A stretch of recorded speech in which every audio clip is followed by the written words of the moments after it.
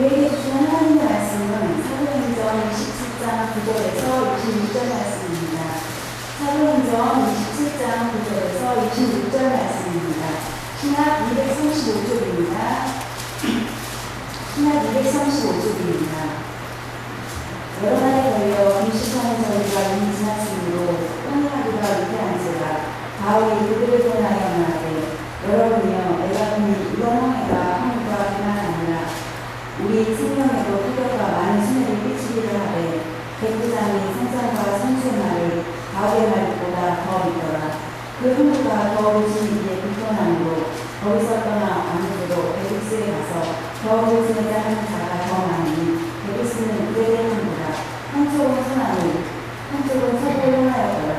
남북이 심하게 불면 이들이 뜻을 이룬 줄 알고 다스가마 그의 해변을 두고 항해하더니 얼마 안 되어 산 가운데로부터 유라굴로 나는 강풍이 크게 일어나니 배가 밀려 바람을 맞추어 될 수 없어 다른 데를 두고 쫓겨가다가 바울라라는 작은 성 아래로 지나 간신히 거리를 잡아 끌어올리고 죽을 가지고 성새를 끌어안고 스르리스의 거리가 두려워하여 연장을 내리고 그냥 쫓겨가더니 우리가 풍랑으로 심리했다가 이튿날 사람들이 짐을 바다에 풀어버리고 사흘째 되는 날에 배의 기둥을 그들의 손으로 내보이니라.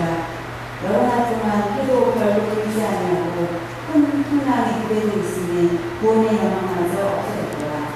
여러 사람이 오래 걷지 못하였으니 바울이 가운데 서서 말하되 여러분이여 내 마음을 믿고 그들에서 떠나지 아니하여 이 태력과 생산을 만나였더라면 좋을 뻔하였느니라. 내가 너희를 보았느니 이제 안심하라. 너희 중 아무도 생명에는 아무도 손상이 없겠고 오직 백분이라.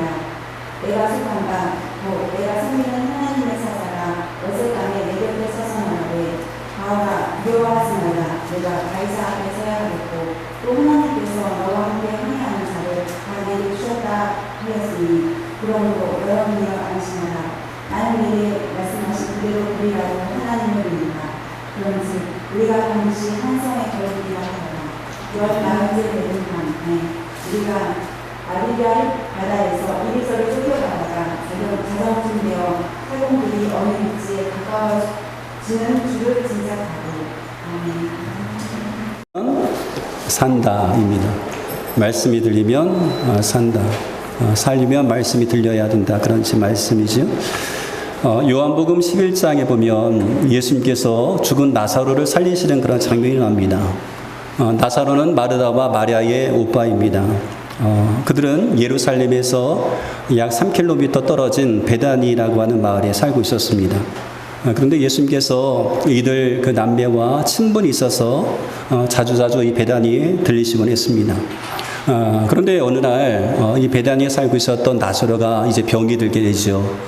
병이 들게 되니까 이 마르다와 마리아가 사람들을 이제 예수님께 보내어서 나사로가 병이 들었습니다라고 하는 사실을 알려주게 됩니다. 그런데 어찌된 영문인지 예수님께서 곧바로 오시지 않고 이틀 동안이나 계셨던 곳에 더 머물다가 이제 오시게 되었습니다. 그래서 예수님께서 와서 보니까 이미 나사로는 죽게 되었고 죽은 지 그것도 나흘이나 지난 그런 상태였습니다. 나사로는 상사되어서 지금 무덤에 이제 있는 그런 상태였습니다.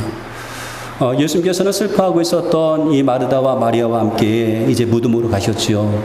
무덤은 동굴로 되어 있었고 그 동굴 앞에는 이제 돌로 막혀져 있었습니다. 그러니까 예수님께서 사람들을 시켜서 무덤 문 앞에 있는 동굴 문 앞에 있는 그런 이제 돌을 옮겨 놓으라라고 말씀합니다. 사람들이 돌 옮겨 놓으니까 예수님께서 거기서 이제 말씀하죠. 외치시죠. 나사로야 나오너라. 나사로야 나오너라 이라고 이제 외치십니다. 여러분, 죽은 자는 나올 수가 없습니다. 죽은 자는 깨어나지 않습니다. 죽은 심장은 뛰지 않습니다. 죽은 피는 흐르지 않습니다. 그런데 생명을 주시는 예수님의 음성을 들으면 달라집니다.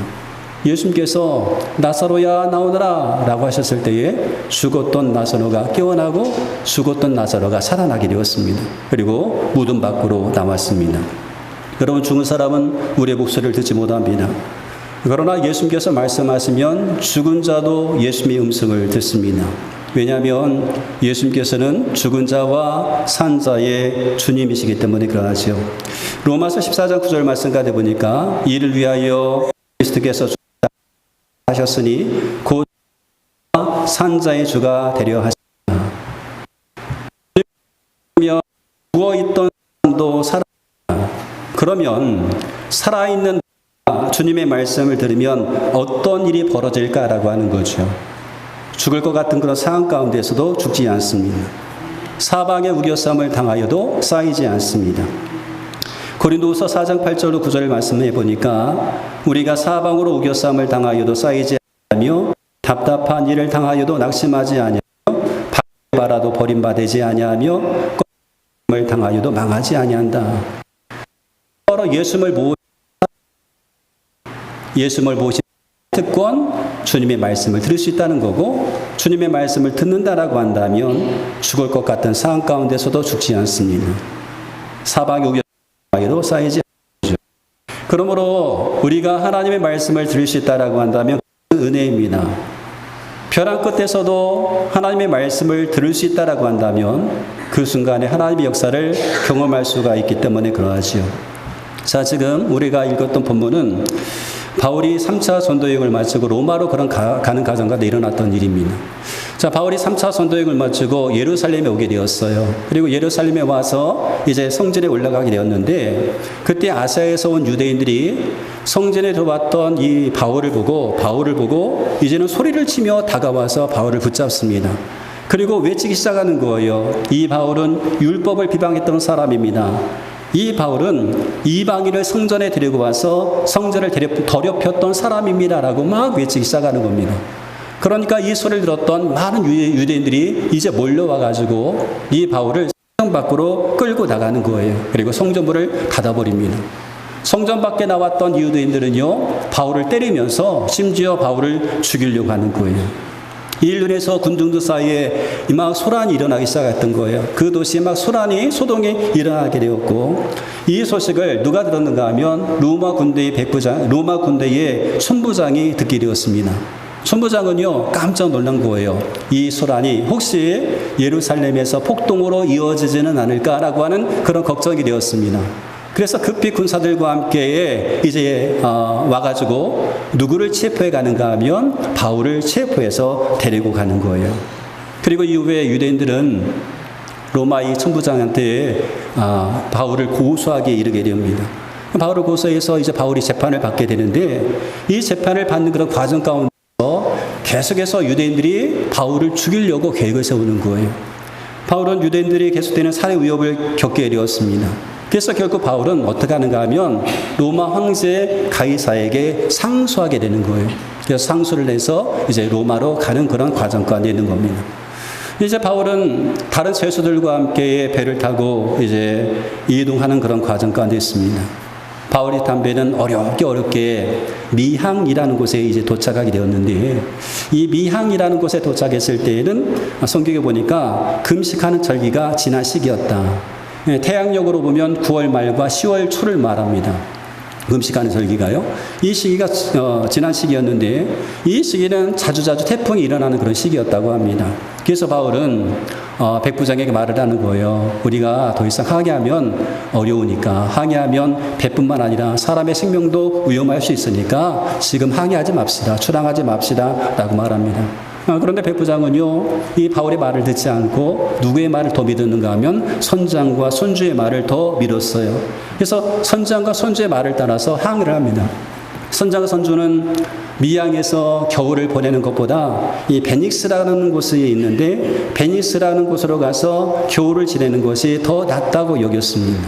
그래서 고집을 부리고 항해를 하기 시작했던 거예요. 항해를 시작하고 나서 이제 순한 순풍이 불기 시작합니다. 이제 순풍이 불으니까 그들은 우리가 항해하기를 참 잘했다. 미항에 머물지 않고 우리가 베닉스를 향하여서 가기를 참 잘했다라고 생각합니다. 그런데 그렇게 생각하는 것도 잠깐이었어요.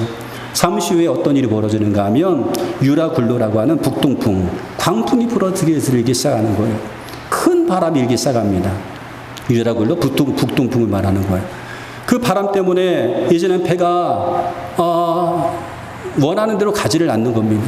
그 광풍이 얼마나 세웠던지 배가 가는 길로 가지 못하고 항로를 이탈하여서 바람이 부는 대로 그냥 흘러 가기 시작하는 겁니다.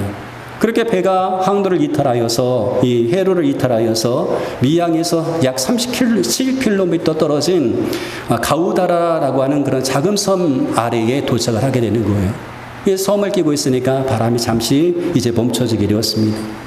바람이 약해지는 그 틈을 타서 이 손 어떤 일을 하는가 하면 비상용 보트, 거루라고 하죠. 이 비상용 보트를 끌어올려서 비상 상황을 대비하기 시작합니다.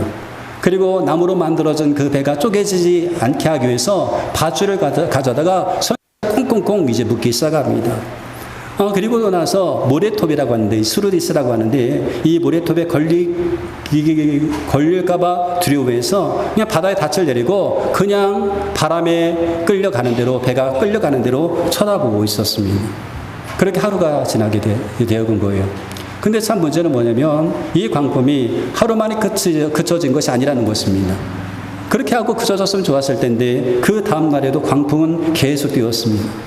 배 안에 있는 모든 사람들은요, 그 바람, 그 거센 바람과 맞서서 싸우느라고 몹시 시달리고 있었어요. 선원들은 어떻게 해서든지 배를 지키기 위해서, 그리고 배를 가깝게 하기 위해서 바다에 짐을 내던지기 시작합니다. 짐을 던지기 시작하는 거예요. 그렇게 해서 해결되었으면 참 좋았을 텐데 그 다음날 사흘째 되는 날에도 이 바람은 멈추지를 않았습니다. 그래서 자기들 손으로 자기 기구들, 연장들을 다 바다에 던지게 되는 거죠. 그럼에도 불구하고 여러 날 동안 해도 보이지 않고 달도 별도 보이지 않았습니다. 그리고 거센 바람은 계속 있게 되는 거예요. 그리고 그런 동안 사람들은 아무것도 먹지를 못합니다.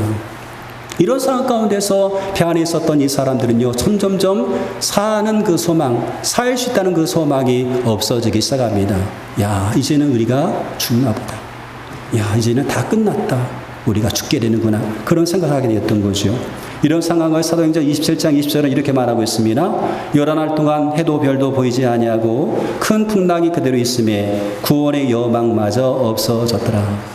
여러분, 한마디로 말해서 배 안에 타고 있었던 사람들의 상황은 최악의 상황이었습니다. 최악의 상황이었어요. 그 배 안에는요, 바울을 포함해서 276명의 사람이 타고 있었어요. 그 사람들에게 구원의 여망이 다 사라져버린 최악의 상황이었습니다. 배를 탄 모든 사람들은요, 죽음의 벼랑 끝에 매달려 있는 그런 상황이었습니다. 그런 아주 최악의 상황이었습니다. 그런데 이때, 구원의 여망이 사라진 이때, 벼랑 끝에 매달려 있는 것 같은 그런 죽음의 그 상황 가운데서 바울이 일어나서 외치기 시작하는 거예요. 사도행전 27장 21절에 보니까 여러분, 내 말을 듣고 그레데 섬을 떠나지 않았더라면 이런 피해와 손실을 입지 않았을 것입니다. 그러면서 하는 말이, 그러나 이제는 안심하십시오. 그러나 이제는 안심하십시오. 여러분은 한 사람도 생명을 잃지 않고 배만 부서질 것입니다. 그러나 이제는 안심하십시오. 여러분 가운데 그 어떤 사람도 생명을 잃어버리지 않을 것입니다. 다만 배만 부서질 것입니다. 라고 외치기 시작합니다. 여러분, 이제는 안심하십시오. 배만 부서지고 배 안에 타고 사람은 다 살 수 있다라고 외치기 시작합니다. 이 소식이 얼마나 기쁜 소식입니까? 이제 곧 죽겠구나 생각했던 사람들에게 이것보다 더 좋은 소식은 없을 거예요. 그런데 여러분, 바울이 이 말을 했을 때에 광풍이 없어져서 이 말을 한 것이 아닙니다. 계속해서 거센 바람은 불어오기 시작합니다. 배에 파도가 부딪혀 오기 시작합니다. 그런 상황이었어요. 광풍이 해결된 것이 아니었단 말입니다. 광풍 계속해서 불고 있었습니다. 말 그대로 그들에게 살 수 있다라고 하는 희망이 사라져버린 그때였습니다. 벼랑 끝에 매달려 있는 그런 상황 가운데에서 바울이 지금 이 말을 하고 있는 거예요. 그런 상황 속에서 바울은 이제는 여러분 안심하십시오. 여러분 안심하세요. 걱정하지 마세요. 여러분의 생명은 하나도 잃지 않을 것입니다.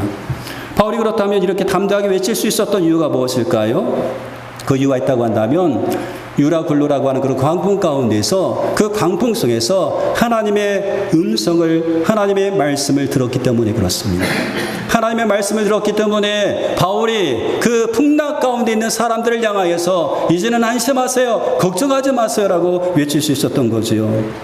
사도행전 27장 23절에 보니까 바로 지난밤에 나의 주님이시여 내가 섬기시는 분이신 하나님의 전사가 내 곁에 서서 바울아 두려워하지 말아라 너는 반드시 황제 앞에 서야 한다 보아라 하나님께서는 너와 함께 타고 가는 모든 사람의 안전을 너에게 맡겨주셨다라고 말씀하셨습니다. 여러분 지난밤에 주께서 나에게 이렇게 말씀하셨어요 라고 하는 겁니다. 여러분 바울이 지금 배를 타고 가고 있는 곳이 어디입니까? 바로 로마입니다. 로마로 가는 것은 바울이 희망사항이기도 했지만 이것은 하나님의 계획하신 그런 일이었지요. 하나님께서는 로마로 가서 바울이 해야 될 사명을 하나님께서 주신 거예요. 예루살렘 성전에서 이렇게 이 소독이 일어났을 때에 그리고 예루살렘에서 이 바울이 핍박을 받고 있었을 때에 그때에 주님께서 바울에게 이렇게 말씀하십니다. 사도행전 23장 11절 말씀인데요. 바울아 너는 두려워하지 말라. 내가 예루살렘에서 예수가 그리스도인 것을 증거한 것처럼 너는 로마 가이사 황제 앞에 가서도 증거하게 되리라. 여러분 바울에게는 하나님께 받은 사명이 있었습니다. 그것은 로마로 가서 복음을 전하는 것이었습니다. 그리고 하나님은 다시 한번 이 바울에게 그 사명을 알려주시는 거예요. 두려워하지 말아라. 너는 반드시 로마 황제 앞에 서야 한다. 여러분 바울이 하나님께 받은 그런 사명이 있기 때문에 그 풍랑에 바울을 죽일 수가 없었습니다. 그런데 바울만 죽일 수 없는 것이 아니라 바울과 함께 타고 있었던 그 사람 275명의 생명도 하나님께서 지켜주셨다라고 하는 거죠. 하나님께서 그 모든 사람의 안전을 바울에게 맡겨주신 것입니다. 보아라 하나님께서 너와 함께 타고 가는 모든 사람의 안전을 너에게 맡겨주셨다. 여러분 그렇다고 한다면 바울이 언제 하나님의 말씀을 들었습니까? 언제 들었어요? 바울이 말합니다. 바울이 말합니다. 지난밤, 어젯밤에 하나님께서 하나님의 전사가 나에게 이렇게 말씀하셨습니다. 그러면 어젯밤에 풍랑이 없었을 때인가요? 여전히 광풍이 있었을 때예요. 그 풍랑이 있는 그 밤에 바울이 도대체 무엇을 했을까 하는 거예요. 뱃사람들이 막 배를 지키기 위해서 배에 있는 모든 기구를 던져버리고 그런 상황 가운데 있었을 때에 바울은 도대체 무엇을 하고 있었을까요? 우리는 사도행전 16장에서 그 힌트를 찾아볼 수가 있습니다. 바울이 복음을 전하다가 빌립보 감옥에 갇히게 되잖아요. 심하게 매질을 당하고 착고에 차여서 바울이 빌립보 감옥에 갇힌 그런 상황이 있었습니다. 그때 바울과 실라가 그곳에 서서 무엇을 했는가 하면 하나님을 찬양하고 하나님 앞에 기도하기 시작합니다. 그러자 옥토가 움직이고 문이 열리면서 사람들이 메어 있는 것이 풀려지는 그런 기적을 경험하게 된 거죠. 여러분 바울이 광풍을 만났을 때 무엇을 했을까요? 우리는 알 수 있습니다. 바울이 아무것도 하지 않았을까? 아닙니다. 바울은 하나님을 그 순간에도 찬양했고 그 순간에 하나님 앞에 기도했습니다. 그래서 응답받은 거죠. 하나님의 말씀을 받은 거죠. 세상 사람들은 하나님 믿지 않습니다. 하나님 믿지 않기 때문에 하나님 앞에 기도하지 않습니다. 인생의 풍랑을 만나도 하나님을 믿지 않기 때문에 기도하지 않습니다. 그러나 우리는 하나님을 믿습니다. 전능하신 하나님을 믿습니다. 그러므로 우리는 기도해야 됩니다. 하나님을 믿는다라고 한다면 그 풍랑 가운데 아무것도 하지 못하고 있는 것이 아니라 그 풍랑 속에서 기도해야 되는 거죠. 요한 웨슬레의 이야기입니다. 웨슬레가 목사님이 된 후에 이제 선교사님이 되어서 조지아주로 이동할 때였어요. 그때 배를 타고 이동하게 됐는데 그 배가 큰 풍랑을 만나게 되었습니다. 이 풍랑 앞에 웨슬레 목사님이 두려워서 막 떨고 있었어요. 그 두려움에 아무것도 하지 못하고 있었습니다. 그런데 그때에 어디선가 찬양하는 찬양의 소리가 들리기 시작하는 거예요. 그 찬양 소리를 듣고 따라갔더니 사람들이 모여서 또 기도하기 시작하는 겁니다. 찬양 소리가 들리고 기도하는 모습이 보이게 되었던 거예요. 그들의 얼굴에는 전혀 두려움을 찾아볼 수가 없었습니다. 그래서 웨슬레가 묻는 거예요. 여러분, 당신들은 이 풍랑이 무섭지 않습니까? 이 풍랑 중에도 무섭지 않습니까? 그러자 그들이 웨슬레에게 이렇게 되물었다고 합니다. 당신은 하나님께서 살아계심을 믿지 않습니까? 당신은 하나님께서 살아계심을 믿지 않습니까? 여러분, 우리는 살아계신 하나님을 믿습니다. 전능하신 하나님을 믿습니다. 그러므로 인생의 풍랑을 만났을 때에 기도해야 됩니다. 그러면 주님께서 말씀하시는 주님의 음성을 우리가 들을 수 있다라고 한다면 거기에 우리의 소망이 있는 겁니다. 말씀하시는 주의 음성이 우리의 귀에 들리게 되면 거기에 우리의 희망이 있게 되는 거죠. 바울은 하나님 말씀을 들었어요. 그리고 그 말씀하신 대로 하나님께서 행하실 것을 믿었습니다. 구원의 여망이 사라진 그런 상황 가운데서 말씀 듣고 말씀하신 대로 될 것을 믿었기 때문에 구원의 여망이 사라졌던 사람들을 향하여서 여러분 이제는 안심하십시오 라고 외칠 수 있었던 겁니다. 여러분 이제는 안심하십시오. 나는 내게 말씀하신 그대로 되리라고 나는 믿습니다. 그런 여러분 안심하십시오. 절망의 시간에 구원의 여망이 사라졌던 그 시간에 하나님의 말씀이 들리는 사람, 하나님과 연결되어 있어서 하나님이 하시는 말씀을 들을 수 있는 사람에게는 소망이 있습니다. 절망의 벼랑 끝에서도 그는 죽지 않고 살 수 있습니다. 하나님께서 그를 살게 하시기 때문에 그러하지요. 뿐만 아니라 구원의 여망이 없는 사람들이 안전도 그에게 맡겨주십니다. 그러므로 그들에게 하나님의 말씀을 전함을 통하여서 소망을 주고 살게 하는 것이요. 바로 하나님의 말씀을 들었습니다. 그리고 하나님을 믿었습니다. 그래서 하나님의 말씀대로 될 것을 바울은 사람들에게 알려주는 거예요. 그러면서 외쳤던 겁니다. 그러니 여러분 이제는 안심하십시오. 그리고 바울이 전한 대로 배 안에 타고 있었던 276명의 사람들은 다 구원받았습니다. 배는 큰 물길에 다 끼어졌지만 그 배에 타고 있었던 모든 사람들은 살았습니다. 사도행전 27장 44절에 보니까 그 남은 사람들은 널조각 혹은 배의 물건을 의지하여 나가게 하니 마침내 사람들이 다 상륙하여 구원을 얻으니라. 모든 사람들이 다 구원받았습니다. 하나님의 말씀이 들리는 사람은 하나님의 말씀을 들을 수 있는 사람은 벼랑 끝에서도 소망을 가지게 됩니다. 구원의 여망이 사라진 곳에서도 하나님의 말씀이 들리면 구원받게 됩니다. 살게 됩니다. 말씀이 들리면 살 수 있습니다. 그것도 나만 사는 것이 아니라 다른 사람을 살릴 수 있습니다. 다른 사람의 소망을 줄 수가 있습니다. 그러므로 하나님의 말씀이 들리는 것이 너무나 중요하고 이것이 은혜입니다. 에스겔서 37장에 보면 하나님께서 에스겔에게 환상을 보여주는 장면이 나와요. 하나님께서 에스겔을 데리고 마른 뼈가 가득한 골짜기로 데려갔습니다. 그리고 말씀하시면서 말씀하신 그대로 되어나라 라고 말씀하셔요. 하나님께서 에스겔에게 말씀하시면서 내가 말한 그대로 뼈들에게 되어나라. 그래서 에스겔이 하나님의 명령을 따라서 마른 뼈들을 향하여서 하나님 말씀을 대원했을 때에 마른 뼈들이 살아 숨쉬는 당당한 군대가 되었습니다. 이런 마른 뼈들은 당시 이스라엘 상황과 같았죠. 이스라엘은 당시 아무런 소망이 없었어요. 바벨론의 포로로 잡혀간 그런 상황이었고 이 포로 생활이 언제 끝날지 모르는 그런 상황이었습니다. 1년이 지나도 2년이 지나도 끝나지 않았습니다.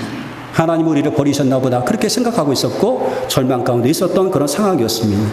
그들은 포로 생활 가운데 우리는 이제 고향으로 돌아갈 수 없다. 이전 모습으로 돌아갈 수 없다. 라고 하는 그런 상황 가운데 있었죠. 그렇게 소망 없는 하루하루를 보내고 있었습니다. 아무런 소망이 없는 이스라엘 백성의 상황은 마른 뼈와 같은 것이었습니다. 근데 하나님께서 말씀을 하셨고 그 말씀을 대원했을 때 살아날 수가 있었다는 것이죠. 여러분 우리의 상황이 어떻습니까? 우리의 상황은 유라굴로 광풍을 만난 바울의 상황보다 좀 낫지 않습니까? 지금 우리의 상황은 마른 뼈와 같은 이스라엘 백성들의 상황보다 낫지 않습니까? 죽음의 위기 앞에 있었던 그들보다는 좀 낫지 않습니까? 아무런 소망이 없는 그들보다는 좀 우리 상황이 좀 낫지 않습니까? 그들도 하나님 말씀을 들었을 때에 살고 죽지 않았다고 한다면 소망 가질 수 있다고 한다면 우리는 어떨까라고 하는 것이죠. 나에게 하나님이 말씀하시고 나에게 주신 하나님 말씀이 들리게 되면 우리가 어떤 일이 일어날 것 같습니까? 우리도 똑같이 삽니다. 말씀이 들리면 우리도 똑같이 소망을 가질 수 있습니다. 하나님 말씀이 들리면 다른 사람을 살 수 있도록 소망을 가질 수 있도록 도움을 줄 수가 있는 거죠. 여러분 하나님의 말씀은 죽은 것을 살리는 능력이 있습니다. 죽은 것도 살리는 능력이 있어요. 사람은 떡으로만 사는 존재가 아니라 하나님의 입에서 나온 말씀으로 사는 존재입니다. 성도가 그렇습니다. 하나님 믿는 성도는 떡으로만 사는 것이 아니라 말씀으로 사는 존재이다. 그래서 말씀이 들려지게 되면 하나님의 말씀이 들려지게 되면 어떤 상황도 감당할 수가 있습니다. 하나님의 말씀이 들리면 감당하지 못할 상황은 없습니다. 하나님의 말씀이 들리면 죽을 것 같은 상황 가운데서도 살아나게 됩니다. 하나님의 말씀이 내게 들려지게 되면 죽을 것 같은 사람에게 소망의 말을 전할 수가 있게 되는 것이죠. 그런데 문제는 말씀이 들리잖아요. 이게 문제입니다. 말씀이 들리면 살고 말씀이 들리면 소망이 있는데 말씀을 들을 수가 없어요. 성경을 읽어도 말씀이 들리지 않습니다. 설교를 들어도 나에게 주시는 말씀이 들리지 않아요. 하나님 말씀으로 들리지 않는 거예요. 만약 여러분이 그렇다고 한다면 지금 영적으로 죽어가고 있는 상황입니다. 그 상태를 계속해서 방치해 놓으면 안 된다는 거죠. 만약에 성경 말씀을 읽어도 말씀이 들리지 않고 설교를 수없이 많이 들어도 나에게 주시는 그 말씀이 들리지 않으면 여러분 그냥 방치하는 것이 아니라 그때야말로 죽기 살기로 예수님을 붙잡아야 됩니다. 말씀이 들리지 않으면 그때야말로 예수님을 붙잡아야 되는 거예요. 그러면서 하나님께 기도해야 됩니다. 하나님, 이제는 제게 말씀이 들리게 해주세요. 하나님이 저에게 주시는 그 말씀이 제 귀에 들려지게 해주세요. 하나님 말씀이 내 심장에 내 마음에 들려지게 해주세요. 하나님 저에게 깨닫는 마음을 주셔서 이제 말씀이 들리게 해주세요 라고 기도해야 됩니다. 혹 하나님과 나 사이에 가로막힌 죄가 있어서 하나님 말씀하셔도 들을 수 없다라고 한다면 그 죄로 인해서 애통하는 마음을 가지고 기도해야 됩니다. 회개해야 됩니다. 하나님, 이 죄의 문제를 해결해 주시옵소서. 그래서 말씀이 들려져야 되는 거예요. 그리고 나에게 주는 이 말씀이 들리도록 더 집중해서 성경을 보아야 되고 그리고 말씀을 묵상해야 됩니다. 그래서 나에게 주는 그 말씀이 들리게 됩니다. 그리고 그 말씀이 여러분에게 들려지게 될 때에 이런 그 말씀을 꽉 붙잡으세요. 아, 이 말씀은 하나님께서 나에게 주신 말씀이다. 이 말씀대로 될 것을 믿습니다라고 그 말씀을 꽉 붙잡으셔야 됩니다. 그렇게 될 때에 말씀이 들리는 그 사람에게는 소망이 있고 희망이 있고 살게 되고 말씀이 들리는 그 사람을 통하여서 누군가가 살아나고 누군가 소망을 가질 수 있게 되는 거죠. 저는 우리 교회 모든 성도님들이 저를 포함해서 우리 모두가 하나님께서 우리 가운데 들려주신 그 말씀이 들려졌으면 좋겠어요. 하나님께서 말씀하실 때 그 말씀이 들리는 그런 삶, 하나님께서 말씀하실 때 말씀이 안 들리는 것이 아니라 말씀이 들림을 통하여서 소망 가지시는 그런 삶이 되었으면 좋겠습니다. 말씀이 들리면 삽니다. 말씀이 들리면 살아날 수 있습니다. 그러므로 말씀이 들리게끔 하기 위해서 하나님 앞에 더 간절하게 붙들고 매달리는 그런 삶을 살아가시기를 주의 이름으로 축원드리겠습니다.